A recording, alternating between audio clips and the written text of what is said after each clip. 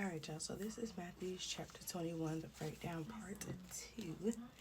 So Matthew 21 is a pivotal chapter that marks Jesus' triumphal entry into Jerusalem, where he is hailed as King and the Messiah. Fulfilling Old Testament prophecy, the chapter contrasts this with Jesus cleansing the temple, challenging the corruption and hypocrisy of the religious elite. It also includes parables like the two sons and the tenants of the vineyard that highlight God's desire for sincere obedience and not just religious observance, and warns of the consequences of rejecting Him. The chapter concludes with Jesus demonstrating his authority over a fig tree and addressing the power of faith, underscoring a call to repentance and steadfast belief in Him as the cornerstone of God's kingdom. So key themes and the meanings. So number 1, kingly authority and prophecy. Jesus' entry on a donkey rather than a war horse symbolizes his identity as a humble, sin-bearing king, fulfilling prophecies and setting the stage for his passion. Number 2, challenge to hypocrisy. Jesus' violent cleansing of the temple from money changers shows his zeal for God's house and his rejection of the corrupt religious practice of the elite. Number 3, true obedience. Through the parable of the two sons, Jesus teaches that genuine belief and action are more important than mere words or outward religious appearances. Number something, judgment and rejection. The parable of the tenants show that God will judge those who reject his kingdom, and that those considered outsiders will enter before the unfaithful religious leaders. Y'all, that's deep and that's huge.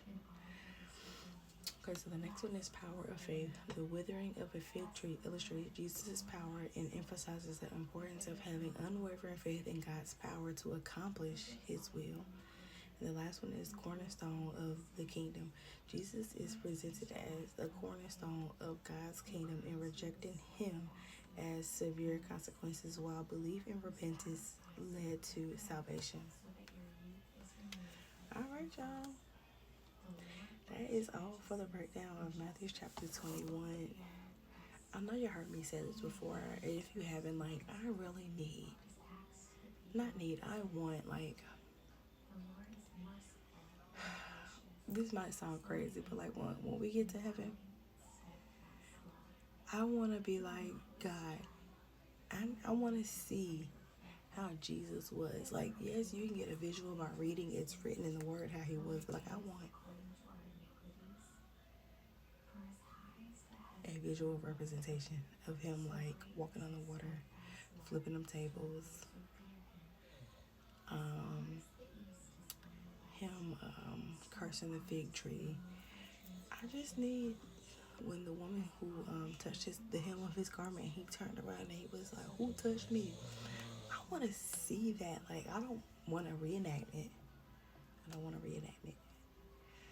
want to see Jesus do it. If there could be a movie or in heaven, there could be a projection screen showing how it was back then, and showing Jesus doing all those things. I would be in heaven, popcorn ready, just watching Jesus, watching it all come to life. Did it all happen the way I pictured it in my head from reading the Bible? How deep was Jesus' voice for him to turn around? Who touched me? I would just love to see Jesus work when he was on earth. Visual representation, not just, just reading a word. I would love to have seen it, I want to say in real time, but I guess it wouldn't be in real time, but in real time. All right, y'all. That is Matthew chapter 21, the breakdown part 2. I'll see you guys later. Bye.